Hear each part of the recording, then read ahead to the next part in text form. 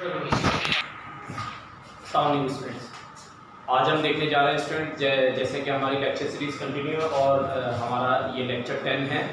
और last series के अंदर हमने लास्ट टाइम जो हमें पता है चैप्टर 2 हमारा कंटिन्यू, और उसमें हमने ये देखा था यूनिट्स देखे थे, यूनिट्स क्या होते हैं उसकी टाइप्स देखी थी।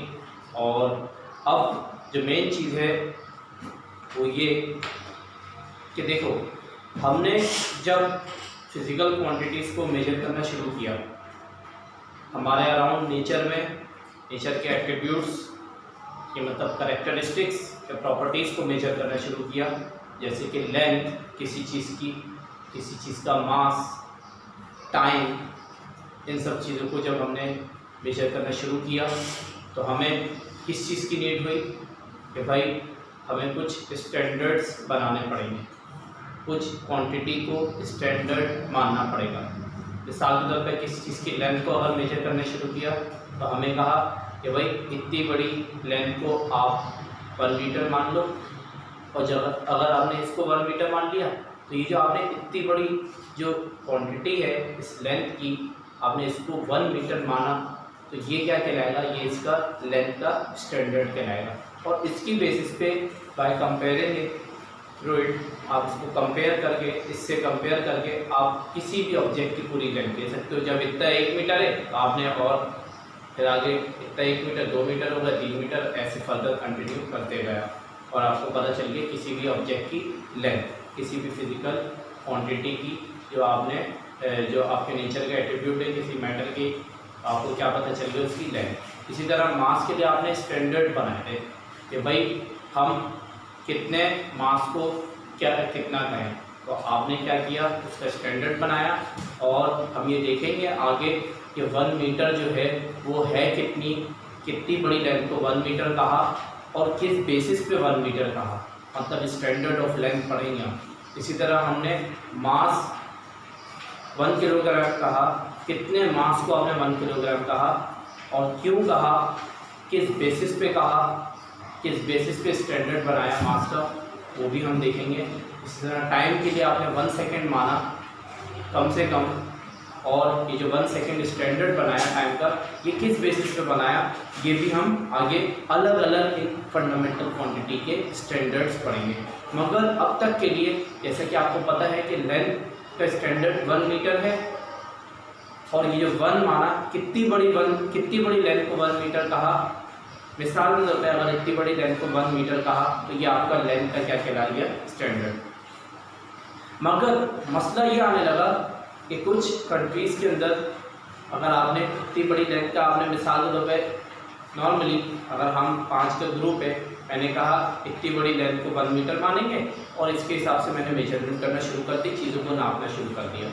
मगर कहीं पे ये मीटर वाला इतनी बड़ी लेंथ को नहीं माना, कहीं पे कहा कि भाई हम इतनी बड़ी लेंथ को मानेंगे स्टैंडर्ड।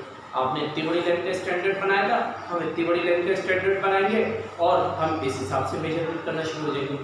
तो अब कोई चीज़ कितनी है उसके पास, अगर हम इसके हिसाब से नापेंगे तो कुछ और मेजरमेंट बनेगी, इसके हिसाब से मेजर करेंगे तो कुछ और अमाउंट बनेगा। तो हम करें क्या, ये कुछ आने लगा मसला। और जैसे कुछ कंट्रीज़ में ये माना गया कि हम भाई लेंथ को, आपने जैसे इतनी बड़ी लेंथ को 1 मीटर कहा था, हम 1 मीटर हम मान ही ले रहे, हम फुट मान रहे हैं मिसाल के तौर पर। तो अभी जो फिट ये माना गया तो 1 फिट मिसाल के तौर पर इतना है, अब 1 फिट इतना है, तो अब ये जो लेंथ है ये क्या हो गया, उनका स्टैंडर्ड हो गया। और इसकी बेसिस पे उन्होंने मानना शुरू कर दिया, मेजरमेंट करना शुरू कर दिया। 1 फिट इतना, 2 फिट इतना, 3 फिट इतना, और ऐसे मेजरमेंट शुरू कर दी लेंथ की भी। इसी तरह कुछ कंट्रीज़ में अब हमने पढ़ना किसको, फंडामेंटल को पढ़ना ज़्यादा ज़रूरी है या ड्राइव को? ऑब्वियसली फंडामेंटल क्वांटिटीज़ को, फंडामेंटल यूनिट्स को, मीटर या लेंथ, ये जो और फंडामेंटल क्वांटिटी मास है, टाइम है, हमने इसको पढ़ा। अगर हम इसको पढ़ लेंगे ऑब्वियसली हम इसी की बेसिस पे तो ड्राइव क्वांटिटी बन गई। अगर आपने इसको पढ़ लिया, इसके यूनिट्स पढ़ लिए, तो ऑब्वियसली ड्राइव यूनिट्स खुद बना सकते हो, ड्राइव क्वांटिटी खुद बना सकते हो, क्योंकि वो बननी इसी फंडामेंटल क्वांटिटी के बेसिस पे। तो हमने मेन कंसर्न हमारा किस पे होना चाहिए, फंडामेंटल क्वांटिटीज पे, उसके यूनिट्स पे। तो हमारे पास अभी तक के लिए 3 फंडामेंटल क्वांटिटी, जैसे कि आप पढ़ चुके हो, एक लेंथ, एक मास और एक टाइम। लेंथ को अभी तक आपने देखा था कि हमने 1 मीटर में मेजर किया। अब 1 मीटर है कितनी लेंथ, कितनी बड़ी मिसाल के पे उन्होंने स्टैंडर्ड माना। मगर कुछ कंट्रीज में उन्होंने कहा हम मीटर नहीं मानने, हम इतनी बड़ी लेंथ, हम इतना बड़ा स्टैंडर्ड मानेंगे, और इसको हमने कहा 1 सेंटीमीटर। किसी ने कहा कि हम इतना नहीं मानेंगे, हम इतनी बड़ी लेंथ को स्टैंडर्ड मानेंगे, और वो 1 फीट। तो किसी से हमने वो नहीं करनी जिद बहस, सही है। हमने कहा अगर इतनी बड़ी, ऑब्वियसली खुद सोचो, अगर इतनी बड़ी लेंथ को मान लें तो इतने कर करके वो हमारी लेंथ तक पहुंचेंगे। तो हम बोलेंगे कि हमारी लेंथ अगर 1 मीटर है तो 1 मीटर के अंदर उनके कितने जो उनके स्टैंडर्ड हैं वो कितने आ रहे हैं। मिसाल में अगर 5 आ रहा है तो हम क्या कर सकते हैं, कन्वर्जन कर सकते हैं कि भाई हमारा एक इतना बड़ा कि एक इतने बड़े जो स्टैंडर्ड है उसमें उनके 5 हिस्से आ गए। तो ये क्या होगा, कन्वर्जन हम दोनों में कर सकते हैं। या वो ये कह सकता है कि हमारे 5 हिस्से जो है उनके एक हिस्से के बराबर है, उनके एक स्टैंडर्ड यूनिट के बराबर है। तो इसमें हमने लड़ना नहीं है। तो इसी तरह हमने सिस्टम बना लिया चीज़ों का। हमने कहा ठीक है, कुछ ब्रिटिशर्स जो थे वो मानते थे कुछ यूनिट्स को, फंडामेंटल क्वांटिटी को, उनकी जो यूनिट्स बनाए उन्होंने वो कुछ और बनाए, फंडामेंटल क्वांटिटी उन्होंने मानी और उनके यूनिट्स कुछ और बनाए। इसी तरह फ्रेंच साइंटिस्ट उन्होंने अलग कुछ बनाए। अगर हमने आगे हम देखेंगे हमने कोई एक ऐसा इंटरनेशनल सिस्टम ऑफ यूनिट बना लिया क्योंकि इसमें मसला आने लगा।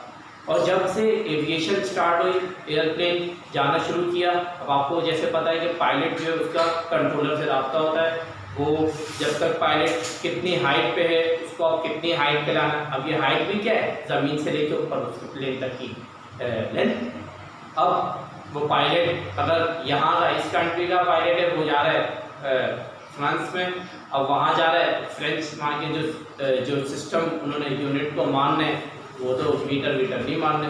उन्होंने कहा हम सेंटीमीटर में मिसाल के तौर पे ही बात है कि हम मेजर करेंगे। तो अब हमें यही नहीं पता अगर सेंटीमीटर क्या होता है, तो हमारे लिए मसला हो जाएगा कि हम वो बोलेगा कि इतने सेंटीमीटर की हाइट पे जाओ। तो पायलट को ये चीज़ पता होनी चाहिए। इसीलिए हम क्या करेंगे, कन्वर्जन्स भी देखेंगे कि भाई हमारा इतना यूनिट जो है, हमारा इतना स्टैंडर्ड उनके कितने स्टैंडर्ड के बराबर है। तो इन सारी चीज़ों की बेसिस पे हमने जब ये प्रॉब्लम्स फेस करने लगे, पहले तो हम ये देखने जा रहे हैं कि किस क्वांटिटी को किस यूनिट में नापा जा रहा है, कहाँ पे, मतलब स्टैंडर्ड क्या बनाया है। ठीक है, तो इन्हीं जब ये प्रॉब्लम्स आने लगे, ये जो हमने सिस्टम बना लिया कि भाई लेंथ, मास और टाइम, ये 3 क्वांटिटी है। लेंथ को इसमें मेजर कर रहे हैं, मास को इसमें मेजर कर रहे हैं, टाइम को इसमें मेजर कर रहे हैं, मगर कुछ कंट्रीज में उसमें मेजर नहीं कर रहे, कुछ और में मेजर कर रहे हैं। हम यही देखने जा रहे हैं कि जब ये हमने क्या बना लिया, एक सिस्टम बना लिया। जब एक से ज़्यादा चीज़ें हो ना डिफरेंट, तो हम सेट बना लेते हैं चीज़ों का।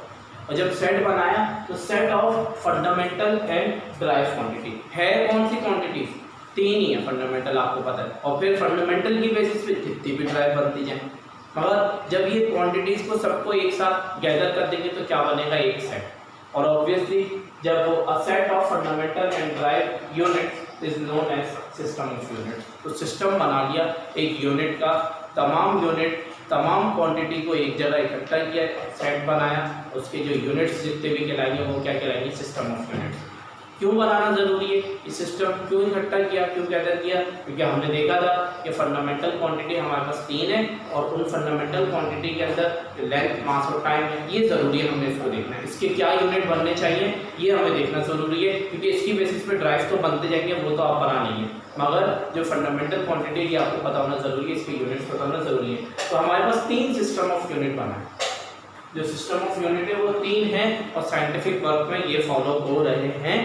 मगर अब जो है इन प्रॉब्लम्स को फेस करने के बाद एक सिस्टम ऑफ यूनिट बनी है, वो हम नेक्स्ट क्लास में देखेंगे। मगर अभी हमारे पास कितने सिस्टम ऑफ यूनिट है, 3। एक का नाम है MKS सिस्टम और एक है CGS सिस्टम और एक FPS सिस्टम। ये जो नाम रख दिए, ये नाम भी उन्हीं बेसिस पे रखें कि m का मतलब मीटर, लेंथ का यूनिट। आप देखो तीन क्वांटिटी हमारे पास फंडामेंटल क्वांटिटी, ये तीन लिखे सब। लेंथ को आप मीटर में मेजर करेंगे कि k मतलब किलोग्राम, मास को किलोग्राम में और टाइम को सेकंड में। इसी तरह जब आप इस सिस्टम में बात करोगे तो आपको लेंथ सेंटीमीटर में, मास किलोग्राम में और टाइम सेकंड में। इसी तरह जब आप FPS सिस्टम की बात करोगे तो लेंथ फीट में, पाउंड, ये जो अब ये पाउंड क्या है, ये भी एक यूनिट है, अब इसको क्लियर करते हैं। और टाइम जो है सेकंड में। पाउंड मास का यूनिट नहीं है।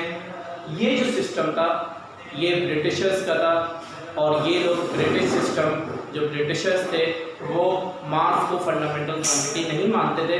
उनका कहना था कि फंडामेंटल क्वांटिटी फोर्स है।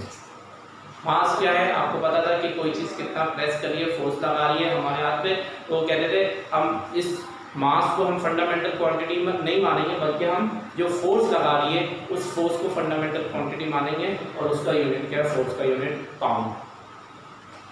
तो ये तीन सिस्टम बना लिए, और ऑब्वियसली तीन फंडामेंटल यूनिट है आपका। तो यही लिखिए, MPS का मतलब स्टैंड फॉर मीटर, किलोग्राम और सेकंड। मीटर किसका यूनिट, इसमें हम अगर मैं बोलूँ MPS सिस्टम में तुम मेजर करो चीज़ों को, तो अब आप जब भी लेंथ मेजर करोगे किस में मेजर करोगे, मीटर के अंदर। मास मेजर करोगे किस में, किलोग्राम के अंदर। टाइम सेकंड के अंदर। जब आप मैं बोलूँ CGS सिस्टम के अंदर चीज़ों को मेजर करो, तो आप फौरन आपका दिमाग जाना चाहिए कि लेंथ किस में होगी, C से सेंटीमीटर, मास किस में मेजर करोगे, ग्राम, और टाइम सेकंड में। इसी तरह जब आप FPS सिस्टम की बात करोगे तो फुट, पाउंड, सेकंड। लेंथ हमेशा फुट में लोगे, फोर्स पाउंड के अंदर मेजर करोगे, और टाइम सेकंड में। तो ये यही चीज़ लिखी हुई है, stand for foot, pound, second. तो ये जो हमने सिस्टम बनाया, ये सिस्टम हमने इसीलिए बना लिया, और हमें पढ़ना इसीलिए ज़रूरी है। सिर्फ हमें अपने अराउंड, हमें अपनी ही चीज़ें नहीं पता होनी चाहिए, बल्कि हमारे अराउंड भी क्या चल रहा है हमें ये भी पता होना चाहिए। जब हम साइंस को पढ़ते हैं तो हमें हर चीज़ की उस जो मेजरमेंट है, हम जो चीज़ मेजर कर रहे हैं, हमें ये भी पता होना चाहिए कि हमारा स्टैंडर्ड तो ये है, हम इस हिसाब से चीज़ों को मेजर तो कर रहे हैं, मगर बाहर वाले क्या मेजर कर रहे हैं, किस हिसाब से, और क्यों। क्योंकि हमें ये इसलिए ज़रूरी है कि जब हम अपनी चीज़ को मेजर करेंगे तो बाहर अगर वो चीज़ जाएगी, मैं बोलूँगी यार ये जो है ये है 5 सेंटीमीटर का, तो आप अब दूसरा बंदा सेंटीमीटर को अगर जानता ही नहीं है, और मैंने ये डस्टर दूसरे कमरे में भेजा, वहाँ दूसरा सिस्टम बैठा हुआ है, तो उसको ये पता होना चाहिए कि सेंटीमीटर क्या होता है। इसीलिए तब अगर उसको पता होगा सेंटीमीटर क्या होता है, तो वो उस सेंटीमीटर को जो वो फॉलो कर रहा होगा उस सिस्टम में कन्वर्ट कर लेगा और समझ जाएगा इसकी लेंथ कितनी है। इसी वजह से सिस्टम बनाए जाते हैं यूनिट्स के, ताकि हम मेजरमेंट्स कर सकें। और ये आज ही देखते हैं स्टूडेंट्स, और हम ये देखेंगे इनको प्रॉब्लम्स तो फेस करने में आया जब इसको फॉलो किया गया, क्योंकि जब इंटरनेशनली बात हुई, पूरी दुनिया की बात हुई, तो हमें एक ऐसा सिस्टम एडॉप्ट करना पड़ेगा, एक्सेप्ट करना पड़ेगा, जो कि सब जगह फॉलो किया जाए, उन स्टैंडर्ड्स को सब जगह माना जाए। तो आज के देखते हैं स्टूडेंट्स, जिसमें हमने सिस्टम ऑफ यूनिट देखा और ये सारी चीज़ें देखी, 3 सिस्टम है हमारे पास। तो अब नेक्स्ट क्लास में हम वो सिस्टम देखेंगे जो इंटरनेशनली वे से एक्सेप्टेबल है। ठीक है स्टूडेंट, अल्लाह हाफिज़।